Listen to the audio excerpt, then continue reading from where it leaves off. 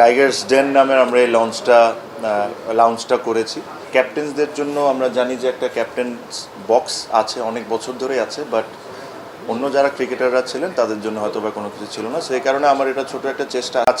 আজকে আমাদের একটা মিডিয়ার সাথে স্মল সেশন ছিল, বাট আমি সবারে এটা দেখাতেও চাচ্ছিলাম। এটা একটা কথা আমরা বলেছিলাম যে একটা ক্রিকেটার্সদের জন্য একটা টাইগার্স ডেন নামের আমরা এই লাউঞ্জটা করেছি, যেখানে আমাদের সকল মেন্স উমেন্স যারা বাংলাদেশ টিমকে একদিনের জন্য রিপ্রেজেন্ট করেছেন তাদের জন্য একটা বসার ব্যবস্থা বা খেলার দিনে খেলা এনজয় করার জন্য একটা ব্যবস্থা, বা এমনি যে কোনো দিন যে কোনো সময় অফিস আওয়ারের মধ্যে ওনারা এসে যদি এখানে বসে তাদের সময় স্পেন্ড করতে চান তাদের জন্য একটা ব্যবস্থা করে দেওয়া। আমি আগেও এটা বলেছি যে আমাদের যারা কারেন্ট অ্যান্ড এক্স ক্রিকেটার যারা আছেন, বাংলাদেশ ক্রিকেটকে সবাইকে ওন করতে হবে। অ্যান্ড ওন করার জন্য বাংলাদেশ ক্রিকেট বোর্ড থেকে যেসব স্টেপসগুলো নেওয়ার দরকার হবে আমরা আস্তে আস্তে করে ইনশাল্লাহ ওই স্টেপসগুলো নিব। But this was overdue আমার কাছে মনে হয় ন্যাশনাল ক্রিকেটার্সদের জন্য কিছু একটা করার।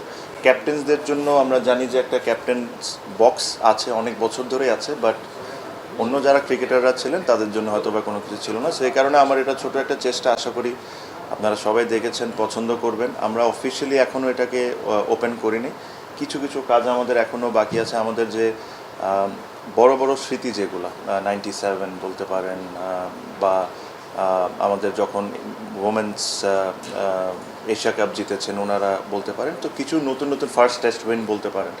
সো যে কিছু কিছু স্মৃতির আমরা এখানে একটা পিস রাখতে চাই, একটা হিস্ট্রি রাখতে চাই। সো ওই জিনিসগুলো যখন রেডি হয়ে যাবে আমি আশা করি এটা সুন্দর করে ক্রিকেটারদের সাথে এই জিনিসটাকে ওপেন করা হবে।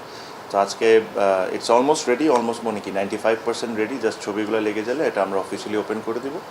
আপনারা যারাই আসছেন সাংবাদিক ভাইরা, আশা করি আপনাদের জিনিসটা পছন্দ হয়েছে। Thank you.